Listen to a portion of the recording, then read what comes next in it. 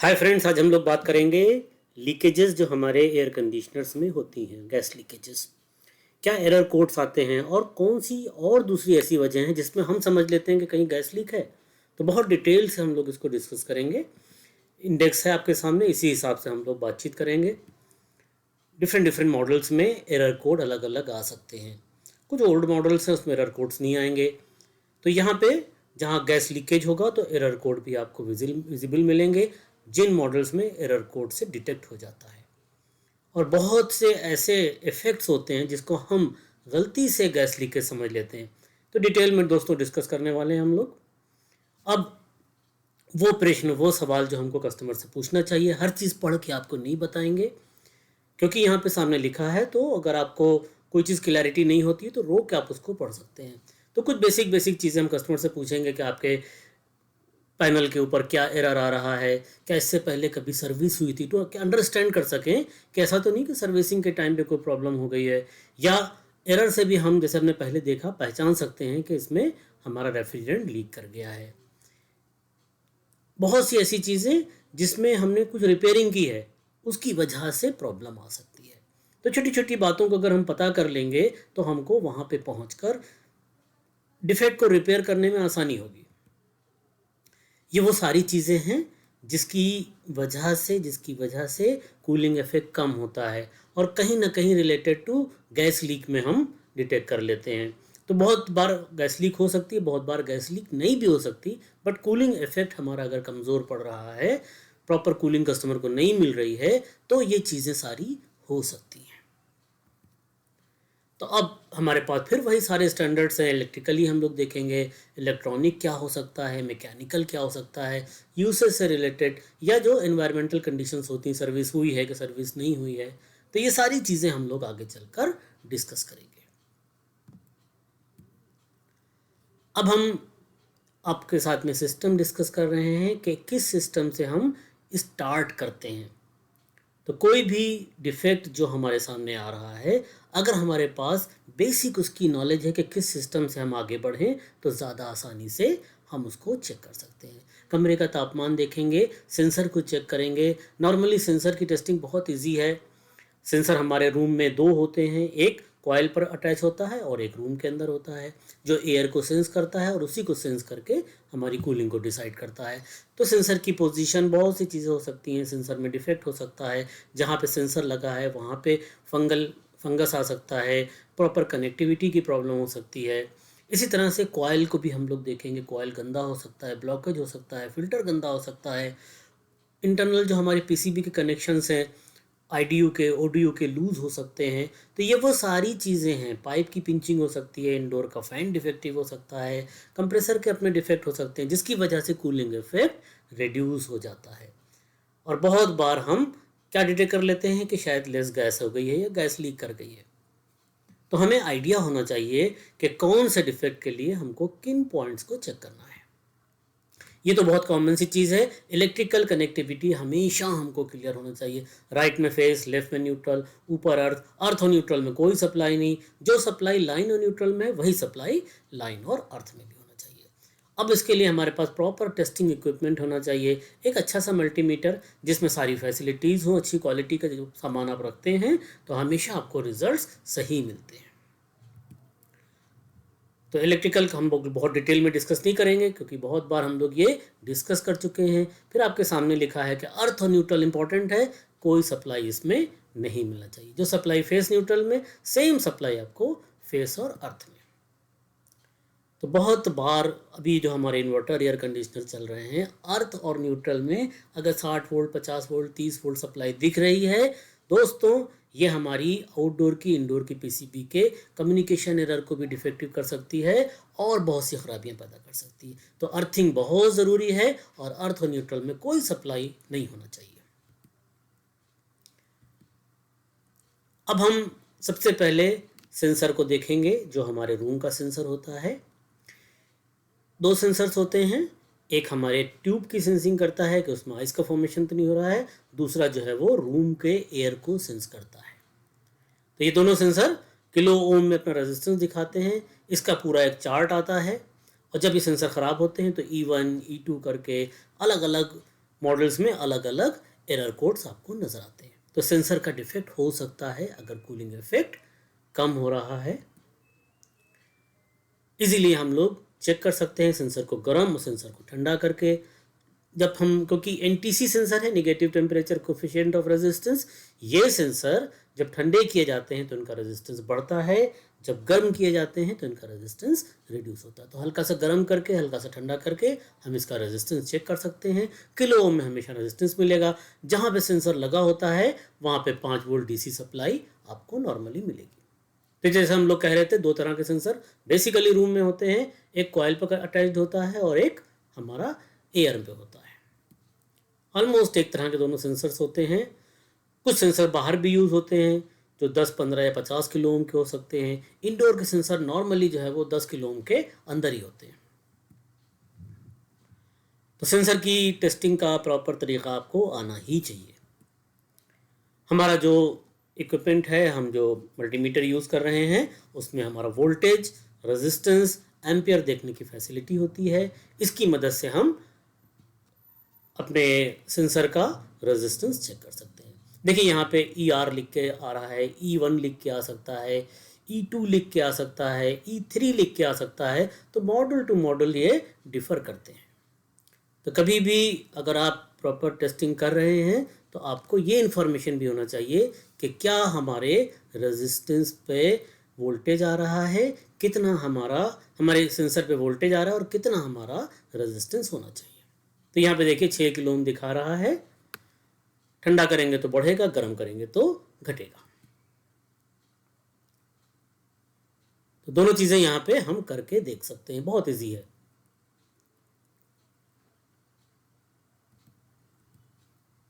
Voltage का हम लोग यहाँ पे देख सकते हैं।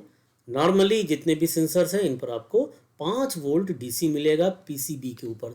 जो सप्लाई सेंसर को जा रही है, प्रोसेसर से कंट्रोल होकर ये सप्लाई आपके सेंसर तक पहुंचती है, दैट इज 5 वोल्ट डीसी। तो ये दो चीज़ें हम लोग आसानी से चेक कर सकते हैं। जो आप सेंसर पे देख रहे हैं सप्लाई, सेम सप्लाई जो है वो आपको पीसीबी पे भी दिखेगी। जब सेंसर लगा है तो इस सप्लाई में आपको वेरिएशन मिलेगा। जैसे जैसे सेंसर ठंडा होता जाएगा वोल्टेज में वेरिएशन आता जाएगा। जैसे जैसे सेंसर गर्म होता जाएगा वैसे वैसे वोल्टेज में वेरिएशन आएगा। तो हम लोगों ने दोनों चीज़ें चेक करी, बल्कि 3 चीज़ें चेक करी। एक सेंसर निकाल के वहाँ पे वोल्टेज, दूसरा सेंसर का रेजिस्टेंस, तीसरा सप्लाई देने के बाद सेंसर में चेंजेस, वोल्टेज में चेंजेस, जब हमने सेंसर को कनेक्ट कर दिया है पीसीबी के ऊपर। नमस्ते, ये विंडो एससी का डिस्प्ले पीसीबी है। तो यहाँ पे डिस्प्ले पीसीबी दोस्तों दिख रहा है और ये डिस्प्ले पीसीबी हम लोग सेंसर यहाँ पे अटैच किए हुए हैं। इससे एरर जो भी शो कर रहा था उसमें हमने सेंसर्स को अलग किया। अलग करने के बाद अब हम सेंसर का अलग देखेंगे कि उसका रेजिस्टेंस क्या आ रहा है। देखिए जैसे सेंसर को अलग किया, यहाँ पे ये एरर कोड जो है वो आना शुरू हो गया। तो हम सेंसर का रेजिस्टेंस भी देखेंगे और वहाँ पे आने वाली सप्लाई को भी चेक करेंगे। क्या सप्लाई आ रही है जो हम लोगों ने बात करी थी, 5 वोल्ट डीसी। 5 वोल्ट डीसी यहाँ पे आएगी, एकदम क्लैरिटी के साथ दिख रहा है। और जब हम इसको सेंसर को फिट करेंगे पीसीबी के ऊपर और हम इसको पानी में डालेंगे, निकालेंगे, तो उसमें भी हमको वेरिएशन दिखाई देने वाला है। तो जैसे जैसे ठंडा करेंगे हमारा रेजिस्टेंस बढ़ने वाला है सेंसर का। वोल्टेज चेक करेंगे इसी कंडीशन में तो वोल्टेज में भी वेरिएशन आने वाला है। तो डीसी वोल्टेज हम लोग देख रहे हैं डाउन हो रहा है जैसे जैसे सेंसर को कूल कर रहे हैं। तो इस तरह से दोस्तों हम लोग ये टेस्टिंग कर सकते हैं आसानी से। एक रेजिस्टेंस चार्ट भी आता है, आप लोगों के पास रेजिस्टेंस चार्ट होना चाहिए कि किस टेम्परेचर पे क्या किलो ओम में रेजिस्टेंस मिलेगा। तो 5 सेकंड हम यहाँ पे रुकेंगे। स्क्रीनशॉट लेना चाहें तो आप ले सकते हैं। आगे चलते हैं। कई बार कंप्रेसर की पंपिंग डाउन होती है, तब भी हमको लगता है कि ये, कई बार हम डिटेक्ट कर लेते हैं कि लेस गैस है, लेकिन लेस गैस में और पंपिंग डाउन में बहुत मेजर डिफरेंस है, प्राइस का ही डिफरेंस है। पंपिंग डाउन है, कंप्रेसर चेंज होगा। अब जो भी कंप्रेसर का प्राइस है 4000, 4500, 5000, 8000, डिफरेंट डिफरेंट कंप्रेसर के अलग अलग प्राइसेस होते हैं। तो अब कस्टमर को ज़्यादा पे करना होगा। अगर हमने गैस लीक डिटेक्ट कर लिया है और हम कुछ 1500, 1800, 2000, 2200 में काम कर रहे हैं, और जब हमने देखा कि कंप्रेसर की पंपिंग डाउन है, तो फिर कस्टमर बोलेगा अरे अभी तो आपने थोड़ा पैसा बताया था, अभी आप बता रहे हैं 8000 रुपये लगेंगे। तो टेस्ट करना हमको प्रॉपर आता हो। एम्पेयर की रीडिंग से और सक्शन प्रेशर से हम पता कर सकते हैं कि हमारे कंप्रेसर की पंपिंग डाउन है, पंप प्रॉपर कर रहा है कि नहीं कर रहा है। अगर नो पंपिंग है तब तो फिर बैक प्रेशर और स्टैंडिंग प्रेशर एक जैसा रहेगा। लेकिन अगर पंपिंग डाउन है, जैसे जैसे पंपिंग डाउन होगी हमारा सक्शन का प्रेशर बढ़ने लगेगा, एम्पेयर भी धीरे धीरे बढ़ने लगेंगे, क्योंकि फिर कंप्रेसर गर्म होने लगता है। तो दोनों चीज़ें हम लोग चेक कर सकते हैं।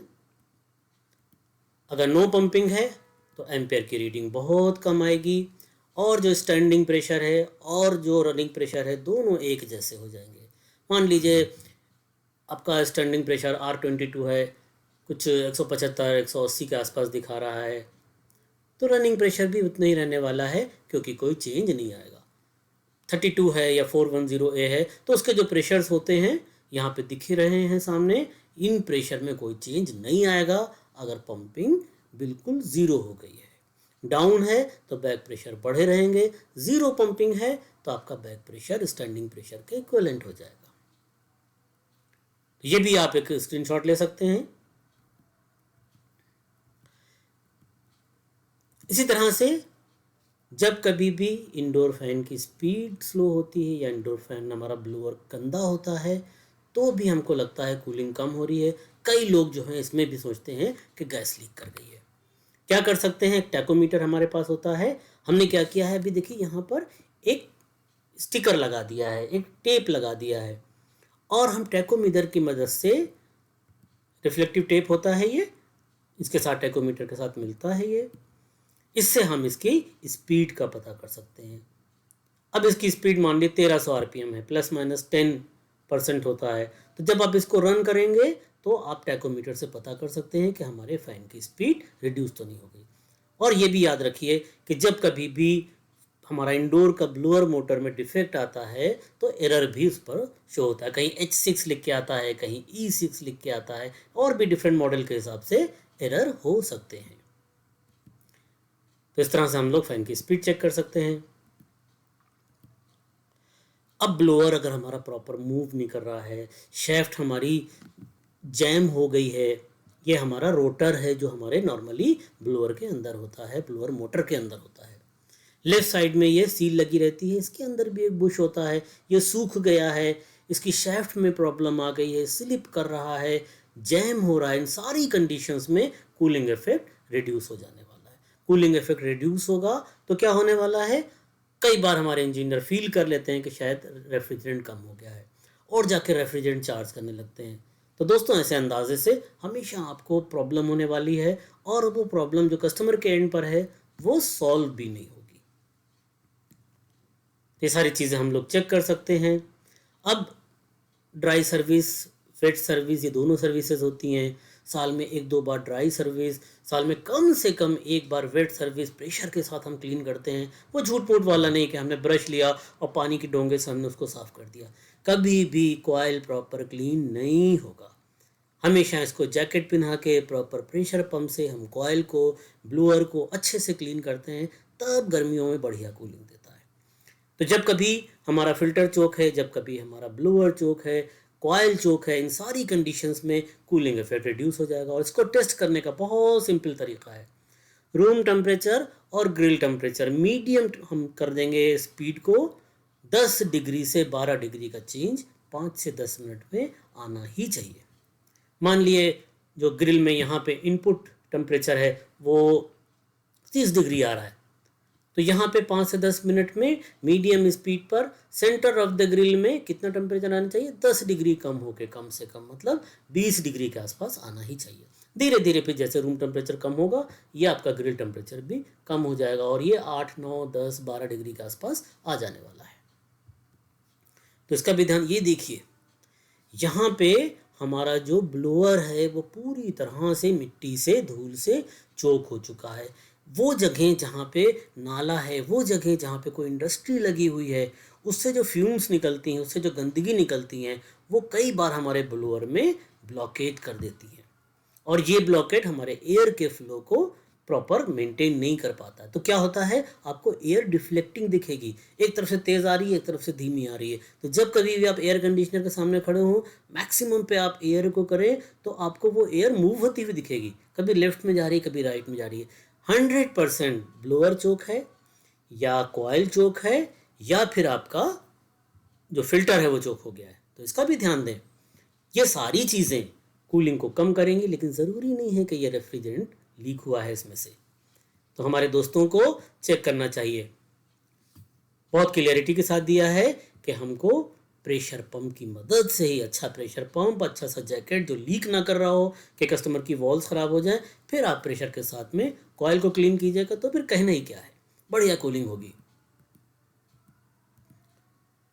अब और भी बहुत सी चीज़ें हो सकती हैं, पाइप की पिंचिंग हो सकती है, इंस्टॉलेशन के टाइम पे पिंचिंग हो सकती है, नॉर्मली इंस्टॉलेशन के टाइम पर ही पिंचिंग होती है, या फिटिंग हो गई है, बाहर जो है वो प्रॉपर हमने कनेक्ट नहीं किया है, प्रॉपर हमने क्लैंपिंग नहीं की है और कोई जानवर आके उसको पकड़ रहा है, अक्सर बंदर आ जाते हैं ऊपर नीचे कर रहे हैं, तो उससे भी पाइप जो है पिंच हो जाता है। पाइप पिंच होगा तो कूलिंग इफेक्ट में प्रॉब्लम आने वाली है। इसका भी बहुत ज़्यादा ध्यान रखने वाला होता है। पिंचिंग जहाँ हो गई कट करके उसको रिपेयर करें, नहीं तो पूरा चेंज करें अगर आपको लगता है, प्रॉपर उसको ब्रेस करें।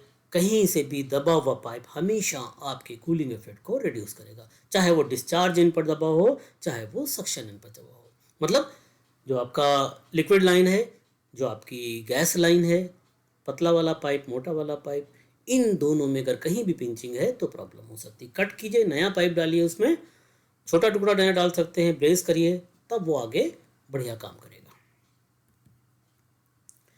यहाँ पे एक बार फिर से आपको प्रेशर्स दिखा रहे हैं।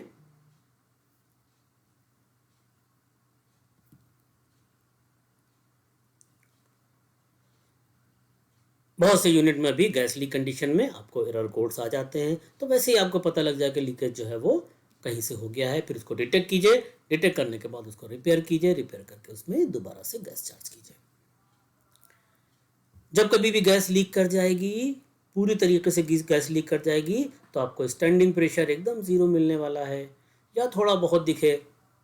जब भी आप कंप्रेसर चलाएंगे एकदम से बैक प्रेशर जो है वो आपका पीछे की तरफ भागने लगेगा, वैक्यूम में आ जाएगा।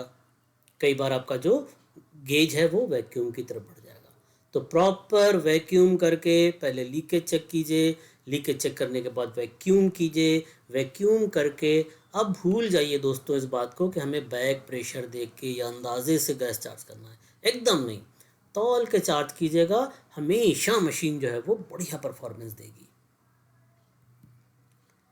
ये हमारे बेसिक टूल्स हैं जिनका इस्तेमाल हम अपने एयर कंडीशनर की सर्विसिंग के लिए, यूज़ करने के लिए, बढ़िया सर्विसिंग के लिए इस्तेमाल करते हैं।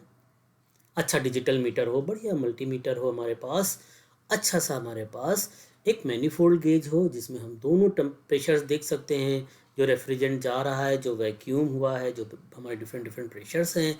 इसी तरह से अगर इलेक्ट्रॉनिक डिटेक्टर आपके पास, लीक डिटेक्टर है, बहुत अच्छी बात है। जेन्यून प्रॉपर आपको सिलेंडर्स का यूज़ करना चाहिए। जो डुप्लीकेट सिलेंडर्स होते हैं, जो डुप्लीकेट रेफ्रिजरेंट्स होते हैं, जिसका अता पता कुछ नहीं है, कभी इस्तेमाल ना कीजिए।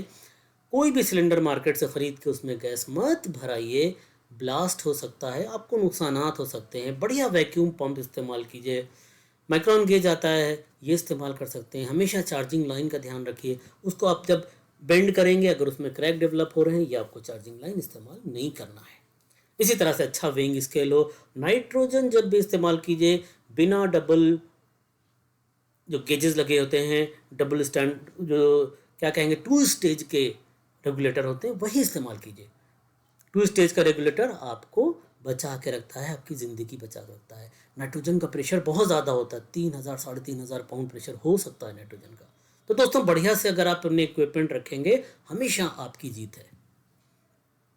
आपको प्रेशर्स का पता होना चाहिए कि कहाँ पे कितना प्रेशर है, क्योंकि हम देखने जा रहे हैं कि लीकेज तो नहीं हो गया, हम देखने जा रहे हैं पंपिंग तो नहीं डाउन हो गया, हम देखने जा रहे हैं कि रेफ्रिजरेंट प्रॉपर चार्ज हुआ है कि नहीं हुआ है।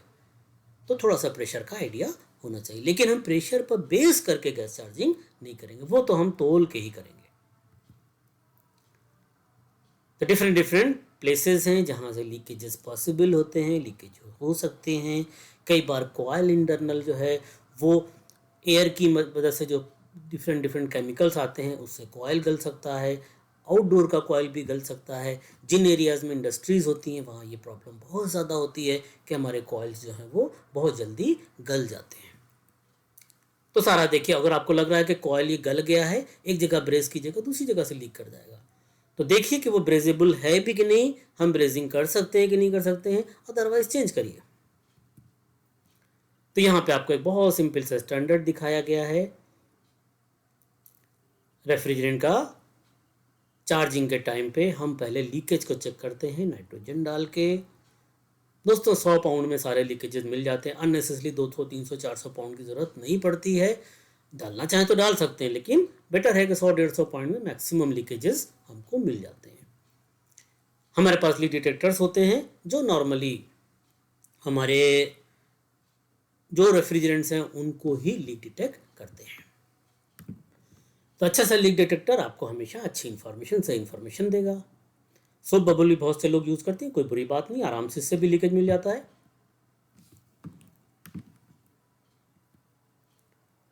प्रॉपर ब्रेजिंग सेट होना चाहिए ताकि हम अच्छे से ब्रेस कर सके। प्रॉपर आपके पास टॉर्च होना चाहिए, इस टॉर्च के साथ साथ जो ब्रेजिंग रॉड है वो भी अच्छी क्वालिटी की हमेशा लीजिए। डुप्लीकेट ख़राब सी रॉड हमेशा आपको टाइम ज़्यादा लगेगा और प्रॉपर ब्रेजिंग नहीं हो पाएगी। कभी भी किसी चार्ज सिस्टम को जिसमें नाइट्रोजन चार्ज हो या रेफ्रिजरेंट है हम ब्रेज नहीं करते, नहीं तो हमेशा एक्सीडेंट के चांसेस रहते हैं। अलग अलग करके हम आउटडोर का कंडेंसर अलग करके उसका लीकेज अलग से पानी में डिप करके भी बहुत से लोग देखते हैं, बहुत बढ़िया बात है। कूलिंग कॉइल को प्रेशर डाल के पानी में डिप करके भी आप चेक कर सकते हैं। नाइट्रोजन का दबाव यहाँ 300 लिखा है, आप चाहें तो रखें, नहीं तो 150, 200, 200 में भी आपको इन्फॉर्मेशन मिल जाती है। 2 आवर्स के लिए उसको अगर छोड़ देंगे नाप के, उसके बाद अगर वो सेम उसी पोजीशन में हमको 2 घंटे बाद भी मिलता है, दैट मीन्स लीक नहीं है। और अगर गिरावट आती है दैट मीन्स कहीं लीकेज है, ध्यान से चेक करिए उसको। अब आपके पास वैक्यूम पंप प्रॉपर होना चाहिए क्योंकि हम गैस चार्जिंग करने जा रहे हैं। वो सारी बातें निकाल दी अपने दिमाग से कि हम ऐसे सक्शन से इसका प्रेशर निकाल देंगे और लूज़ करके और इधर से गैस चार्ज कर देंगे और सेल्फ वैक्यूम कर देंगे, या हम फ्रिज का कंप्रेसर ले जाएंगे, सरिया उसमें जोड़ के उसको टांगने का बना लेंगे और हम उससे वैक्यूम कर लेंगे। दोस्तों इससे आपके बिजनेस को लॉस होता है। हमेशा अच्छी क्वालिटी के इक्विपमेंट्स यूज़ कीजिए ताकि आपके बिजनेसेस को, ये पंप कितने का होगा, 6-7-8 हज़ार का होगा, लेकिन आपको 1 साल में ये अगर 80,000 रुपये बचा के दे रहा है तो बहुत जल्दी ये अपनी वैल्यू आपको निकाल के दे देता है। इसी तरह से आप वैक्यूम देखने के लिए वैक्यूम गेजेस का भी यूज़ कर सकते हैं। यहाँ पे एक सिस्टम दिया हुआ है जिसमें आप एक मैनीफोल्ड की मदद से एक रेफ्रिजरेंट को चार्ज कर रहे हैं किसी एयर कंडीशनर में, वैक्यूम भी कर रहे हैं, गेज में देख भी रहे हैं। कहते हैं कि हमारा एयर कंडीशनर अगर हमने उसको 1000 माइक्रोन तक वैक्यूम कर लिया है तो वो कैपेबल है कि बढ़िया काम कर सके। यहाँ पे हम तोल के रेफ्रिजरेंट चार्ज कर रहे हैं। हमें पता है कि जब हम तोल रहे हैं तो हमारा जो ये चार्जिंग लाइन है जो हमारे सिस्टम से कनेक्टेड है इधर, और इधर हमारे केन से कनेक्टेड है, इसको मूवमेंट में नहीं होना चाहिए, फिक्स होना चाहिए। इसीलिए हम अपने जो हमारे वॉल्व्स हैं, जो भी हमारे कंट्रोल्स हैं, उसको फिक्स जगह पे रोक के रखते हैं ताकि उसके मूवमेंट से यहाँ पे हमारा वेइंग चेंज ना हो जाए, वेट चेंज ना हो जाए। तो केयरफुली, इत्मीनान से, ये तो बहुत आराम का काम है, सुकून से गैस चार्ज कर दिए। जल्दीबाजी में यही काम बिगड़ जाता है। तो यहाँ पे आपको चार्जिंग का बहुत क्लियर सिस्टम दिखाया गया है। हम अपने मीटर को, टेयर होता है उसमें जिसमें वो सब कुछ रखने के बाद ज़ीरो कर लेते हैं। फिर जब धीरे धीरे आप रेफ्रिजरेंट चार्ज करेंगे इस वॉल्व से तो यहाँ पे सब आपको दिखाई भी देगा और रेफ्रिजरेंट की क्वांटिटी धीरे धीरे धीरे धीरे चार्ज होगी। बहुत से लोग पूछते हैं कि हम कंप्रेसर को चला लें, हम एसी को ऑन कर लें तब चार्ज करें। ज़रूरी नहीं है। बढ़िया वैक्यूम कीजिएगा तो तकरीबन 90%, कई बार 100% रेफ्रिजरेंट आपका आराम से चार्ज हो जाएगा। फिर आप एयर कंडीशनर को चलाइए। लेकिन अगर आपने चला लिया है, अब आपको बहुत स्लो चार्ज करना है। अगर आपने रन कर लिया है तो फिर आपको बहुत स्लो चार्ज करना है, बहुत तेज़ चार्ज नहीं करना है अगर आपने कंप्रेसर चला लिया है।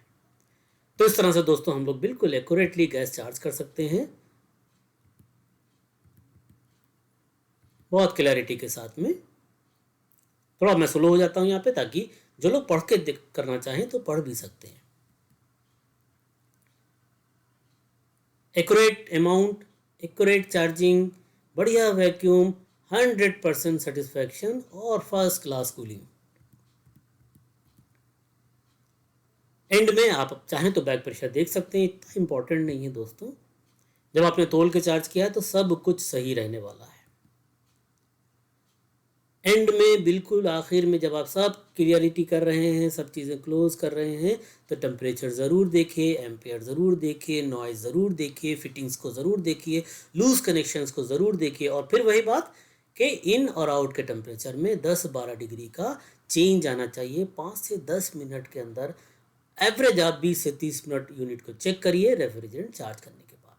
भाग दौड़ी में ना रहिए, बढ़िया काम आपने किया है, बढ़िया कूलिंग आएगी, कस्टमर भी सेटिस्फाई रहेगा और आप भी जो पैसा ले रहे हैं उसकी वैल्यू आपको फुल मिलेगी। थैंक यू दोस्तों। तो हम लोग उम्मीद करते हैं कि जो डिफेक्ट है हम वही डिफेक्ट देखेंगे। हर बार हम ये नहीं बोल के आ जाएंगे कि इसमें गैस कम है। फिर मिलेंगे दोस्तों।